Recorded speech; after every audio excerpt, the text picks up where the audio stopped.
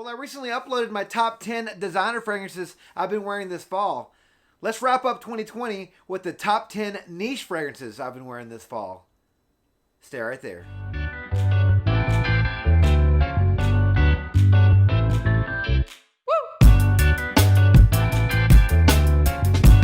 Before I get started, just want to hope everyone had a Merry Christmas, and I want to wish everyone a Happy New Year.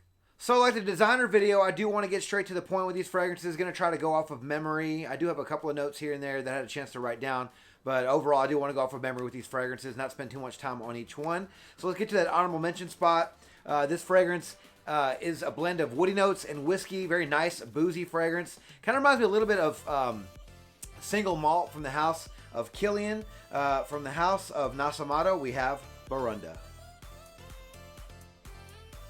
So coming to the number 10 spot is a fragrance that a lot of people know about in Fragcom. Some people say it does remind them of Le Male from Jean Paul Gaultier, a niche version. This fragrance is woody, floral, powdery, and aromatic. A little fresh, warm, spicy as well. From the house of Amouage, we have Reflection Man.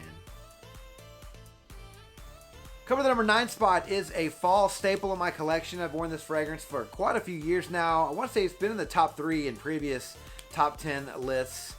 In the past. Did kind of move up over the years, but still a favorite of mine. This fragrance is a woody aromatic fragrance. It starts with grapefruit and bergamot. Round things out with cardamom, cloves, cinnamon, and sandalwood. Very masculine, woody. And I will say beast mode fragrance from the house of Costume National. We have Costume National Home.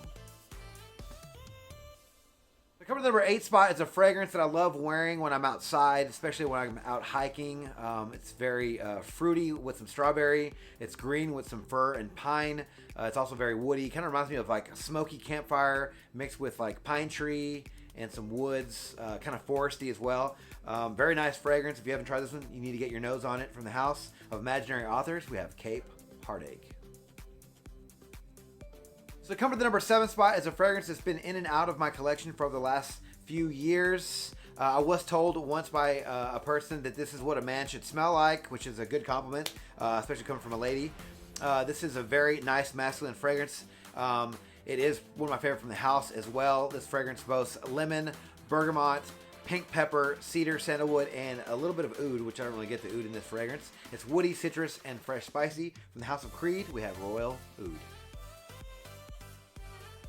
So coming to the number 6 spot is probably one of my favorites, at least top 3 from this line. This fragrance is sweet, fruity, and warm spicy. It has plum, honey, tobacco, vanilla, and sandalwood. From the house of Armani Privé, we have Blue Lazuli.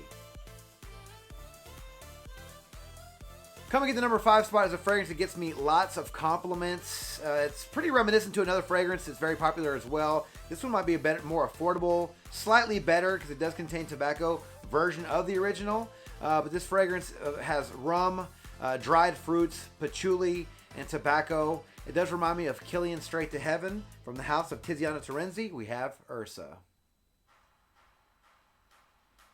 So coming at the number 4 spot is a fragrance that's been in my collection for quite a while now. I did originally purchase the original bottle with the removable bulb.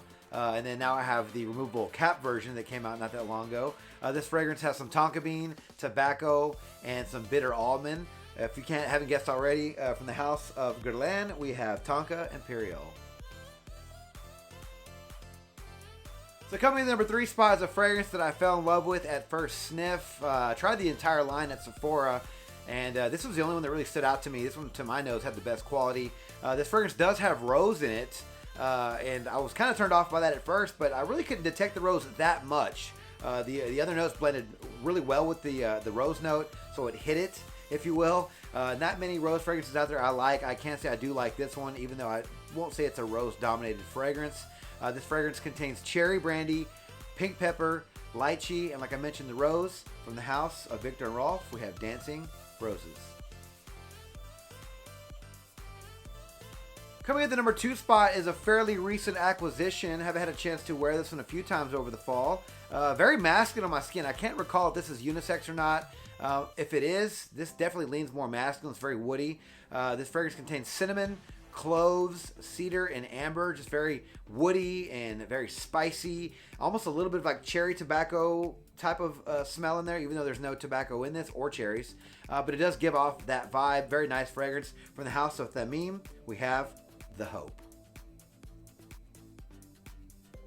So coming to the number 1 spot of the top 10 niche fragrances I've been wearing this fall. I blind bought this bottle actually, guys. I was going off of a Fragrantica review from a user named Be Gracious. I believe that's his or her name. And I love their reviews. They're very short and sweet, right to the point, and give you pretty much every information you need just in a few lines. But their review said that this was good in the fall, as opposed to other people that were saying this fragrance was good in the hotter weather. So I was like, okay, why does this person say it's better in the fall? So it's kind of piqued my interest. Anyway, I came across the bottle for sale literally that day. I just felt like it was meant to be, honestly, and I picked up the bottle. This fragrance, once I got it and I smelled it, I just fell in love with it right at first spray. I've probably worn this fragrance more than anything else in the last 3 months in my collection, honestly. I bought this bottle full, and I'll show you shortly how much juice I've used. I have not split any of this. But this fragrance starts off citrusy, it's fruity, it's woody, it's green, it's piney, it's creamy and spicy. It just has a lot going on for this fragrance. It just reminds me of the fall through and through. From the house of Eccentric Molecules, we have Eccentric Molecules number 5. So yeah, guys, I really do like this fragrance. I do think you guys should go ahead and try this one if you like fresh, fruity, and green and warm, spicy, fresh, spicy fragrances, woody fragrances. This is just kind of has it all. It's a jack of all trades. Really did like this fragrance. I will tell you guys a few of the notes. This does have juniper berry, bergamot, orange, rosemary, fig leaf, fig, cypress, cashmeran, ISOE super, and Ambroxan. Yeah, guys, love this fragrance. Always gets me compliments. Lasts a long time for a fresh, spicy. I think you guys are going to really like this fragrance if you haven't tried this one. Now, there is 2 versions of this fragrance. I believe there is a, you guys can correct me how I pronounce this because I don't exactly know how it's pronounced. But I do know that Eccentric Molecules makes a, just the, the molecule version of the fragrance. This is the full note version of the fragrance. So they come in 2 different boxes, but they do have the same number 5. Just be sure you get the one with all the notes in it because that's the one you're going to want. This one has the full strength of the fragrance as opposed to the other one being very light. And if you guys know Eccentric Molecules, they like to make fragrances that are slightly detectable. I don't know, like there's a whole thing behind that. I like this one. I actually love this one. If you can see the level in my bottle there, probably have used just about half of the bottle. And again, I didn't split this. I love this fragrance. I wear it all the time. And I do think you can wear this one year round, but fall right now is probably the best season for this fragrance, guys. But yeah, so that was my top 10 niche fragrances I've been wearing this fall. I know that a lot of these, or some of these anyway, aren't technically niche, but whenever I do niche lists, I do niche quality, niche price. Yes, niche house. Some of these are designer houses, but they're just better quality of a fragrance, and I will give that and put that in the niche category.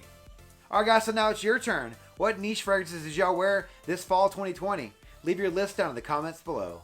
All right, thank you guys so much for watching our video on my channel. If you like this video, please click that like button, subscribe to my channel, and turn on notifications for future first impression videos and fragrance related content just like this. Don't forget to follow me on Instagram, Dollars and Cents. There, you'll find fragrance related photos and future contest winners. And as always, until next video, you guys take care. Thanks.